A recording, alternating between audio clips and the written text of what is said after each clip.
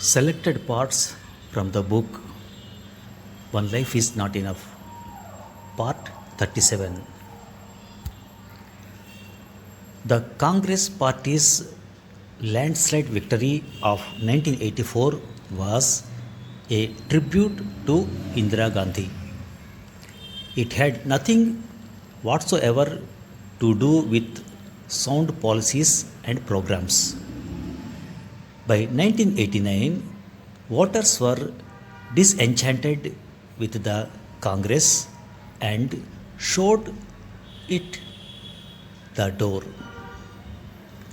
Lack of cohesion in government, the loss of morals in the party, anger in the parliament and the country over the Bofors scandal were some of the causes for the debacle. 1986-87 were very trying years for the Prime Minister. He was losing his grip over his government. Cohesion was lacking. A directionless drift was all too visible. He had to deal with the agitation in the Darjeeling Hills led by the Gorkha National Liberation Front, the fallout of the Shabano case and the Ram Janmabhoomi issue. He mishandled all three. The people of Darjeeling had been demanding a separate state, Gorkha land, since 1907. By 1986, the Gorkha land was restive. Under the leadership of Subhash Ghishing, the Gorkha Land National Liberation Front mounted a violent protest which led to loss of many lives and almost shut down the state. The agitation went on for 2 years until 1988 when Darjeeling was granted semi-autonomous status. Shah Bano was a Muslim divorcee who had gone to the Supreme Court seeking a monthly maintenance of 500 rupees from her husband. In 1985, the Supreme Court ruled in her favor while maintaining that the ruling was consistent with Sharia law. Fundamental Muslim clerics were incensed at the Supreme Court's decision. Regardless, Rajiv decided that Arif Muhammad Khan, a junior minister in his government, should defend the ruling. While Arif made a brilliant case for the government, the reaction of the Muslim Personal Law Board to Arif's speech was hostile.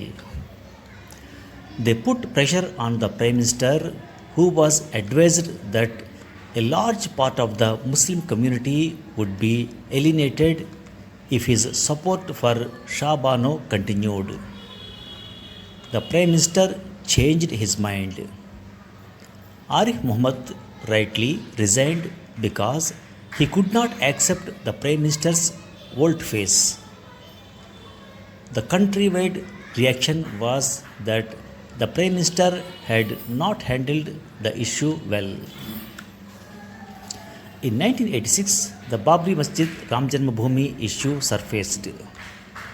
After simmering for a number of years, the crisis came to a boil after the locks placed on the sites were taken away and worship began allegedly at the behest of Arun Nehru, one of the ministers of state closest to Rajiv Gandhi. The Prime Minister's judgment was questioned and the political temperature rose dramatically. On March 24, 1986, a $285 million contract was signed between the government and the Swedish armaments company Bofors for the supply of 410 150 mm Howitzer guns. About a year later, on 16th April 1987, Swedish radio alleged that Bofors had paid kickbacks to a number of Indian politicians and key defense officials for this deal. The opposition parties went for the kill and targeted Rajiv Gandhi for his alleged involvement in bribe taking. I felt then and still do that the Prime Minister could have handled the matter in a more nuanced manner. All that Gandhi had to do was to appoint a committee of senior officials under the chairmanship of the Cabinet Secretary to deal with the Bofors issue. Inevitably, this would not have satisfied the opposition but could have saved him from venomous attacks on his integrity. He could have exercised nuanced restraint. This he did not do. Instead, he plunged into the Bofors mud. Some of it stuck. By 1987, the Rajiv Gandhi government had run out of steam. Between 1984 and 1989, he made over 2 dozen reshuffles in his Council of Ministers.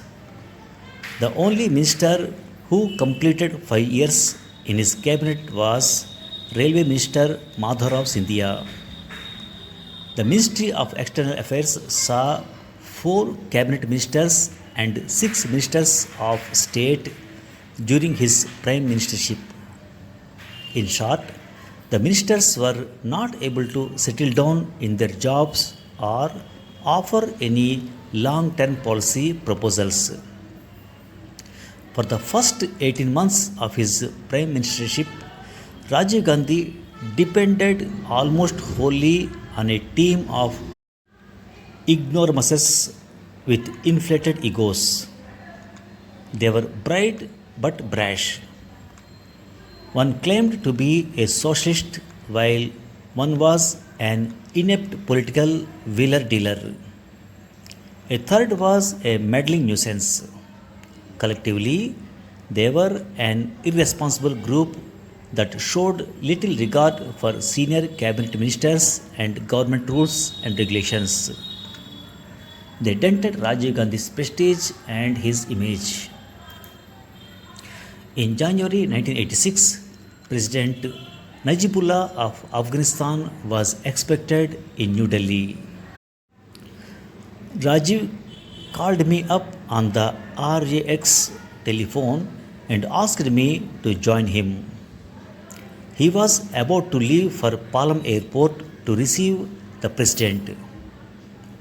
On the way to Palam, to my utter surprise, Rajiv said, "Natwar, are we about to go to war with Pakistan?"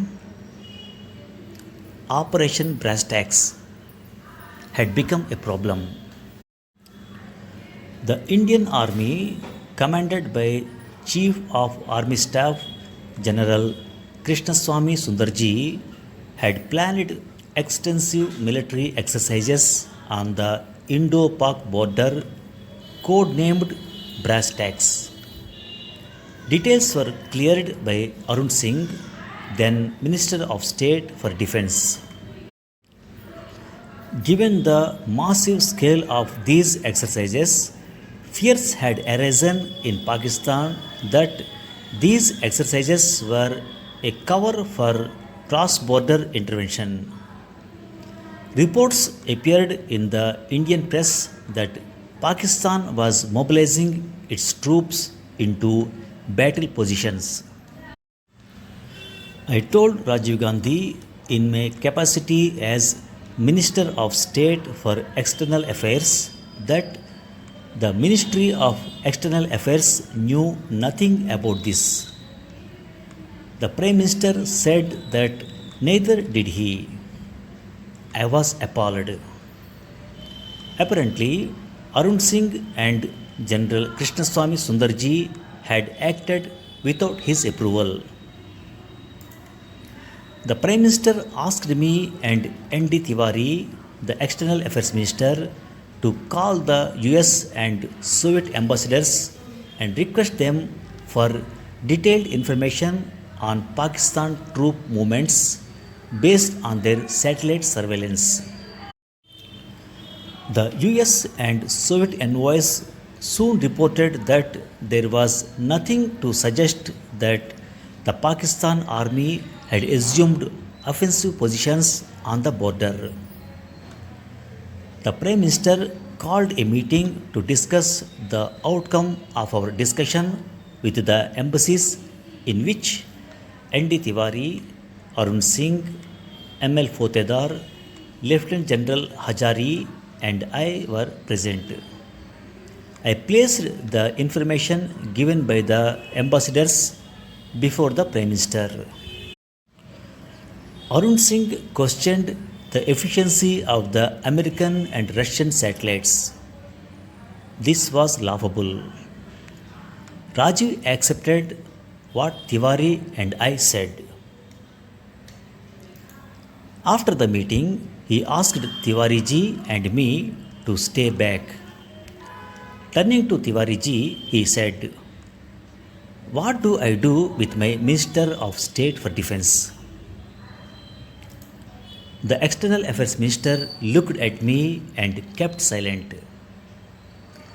Rajiv Gandhi then sought my view. I told him that he should sack the minister. Arun Singh is a friend, was his response. With some firmness, I said, "Sir, you are not the president of the Old Boys Association of Doon School. You are the Prime Minister of India. Prime Ministers have no friends." When we were leaving the Prime Minister's office, Tiwari said, "Natwar Singh ji, you were very frank." I told him that it was our duty to place the facts before the Prime Minister and give him our advice. It was for him to accept or reject it. A few days later, Arun Singh was transferred to the Ministry of Finance. He opposed the move, but his resistance was short lived. By this time, Rajiv Gandhi had come to know of some of his junior ministers' decisions. He dropped him from the Council of Ministers and also asked him to resign from the Rajya Sabha. We in the Ministry of External Affairs worked overtime to defuse the brass tacks crisis. The Prime Minister asked me to invite the Pakistan Foreign Secretary Abdus Sattar for delegation level talks on disengagement and de-escalation. An agreement was signed with Pakistan to withdraw troops in the Kashmir area. Later, another agreement was signed to withdraw further troops.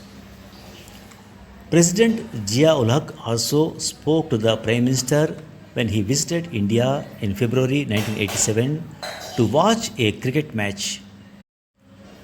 What alarmed me was the cavalier manner in which the Minister of State and the Army Chief had acted on such a sensitive and important matter.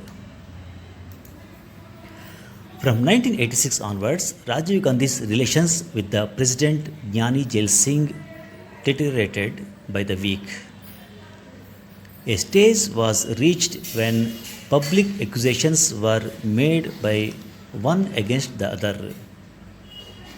The President's grievance was that the Prime Minister did not see him every week, as was the custom, nor did he care to brief him on important matters facing the country. Battle lines were drawn. Jail Singh said he would dismiss Rajiv, who in turn threatened to impeach the President. The crisis only ended when Jail Singh's 5-year term ended in 1987. The public dismissal of Foreign Secretary A.P. Venkateshwaran by the Prime Minister also caused a furore. It did colossal even irreparable harm. The entire bureaucracy was agitated and hurt. Venkateswaran took over as Foreign Secretary in the middle of 1985. I had known him for a long time. He was a year senior to me. His service record was without blemish. He had a fine brain. His sense of humor sometimes went astray, but this was harmless on most occasions. At times, it degenerated into irreverence. As Foreign Secretary, he was expected to be discreet and responsible. His ability had never been questioned. It was his judgment that finally got him into trouble. I had once or twice cautioned him to be careful and not rub with the Prime Minister the wrong way. When I joined the Ministry of External Affairs in October 1986 as Minister of State, I, to my great dismay, saw that the link between the Prime Minister's office and the Ministry of External Affairs was not at all satisfactory. Both sides were to blame. Venkateswaran did not take kindly to the constant interference by the PMO in the Ministry of External Affairs. Soon after taking over, I discerned the Prime Minister's coolness towards his Foreign Secretary. I also noticed that the Foreign Secretary was treating the Prime Minister in a somewhat light-hearted manner.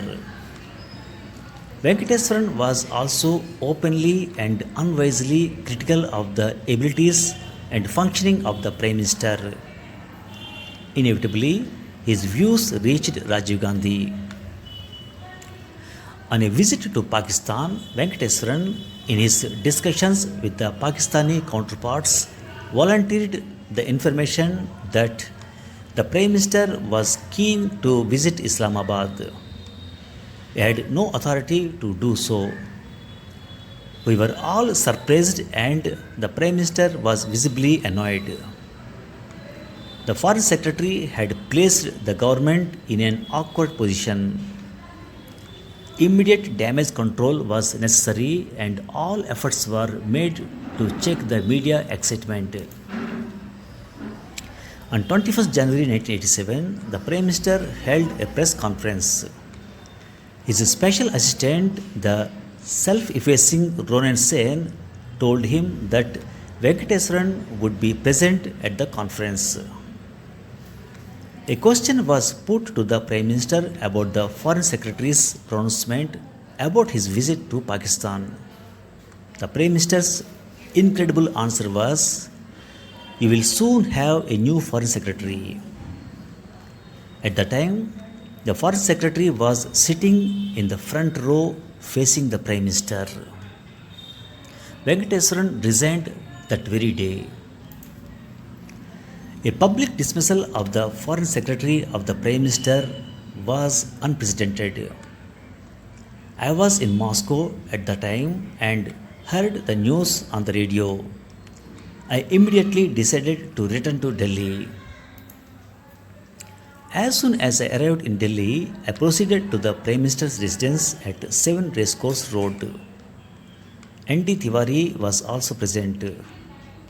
I told the Prime Minister that the manner in which he had sacked Venkateswaran had invited the wrath of the civil service.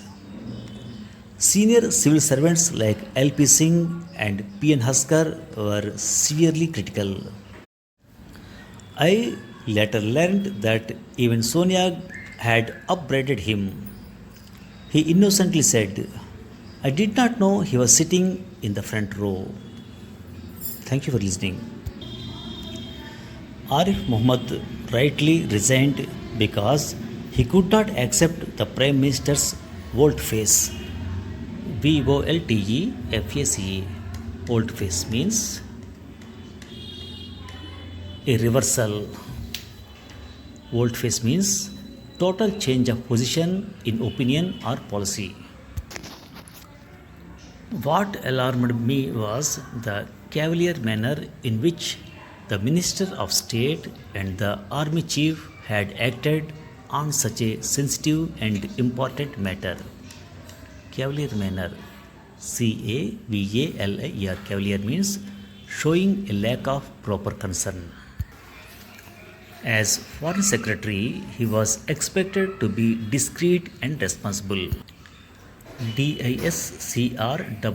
Discreet means separate. Discreet means having an independent existence from other similar things. His special assistant, the self effacing Ronan Sen, told him that Venkateswaran would be present at the conference. Self effacing means not making yourself noticeable. I later learned that even Sonia had upbraided the Prime Minister. UPBRAID. Upbraid means find fault with someone, reprimand. Thanks for listening.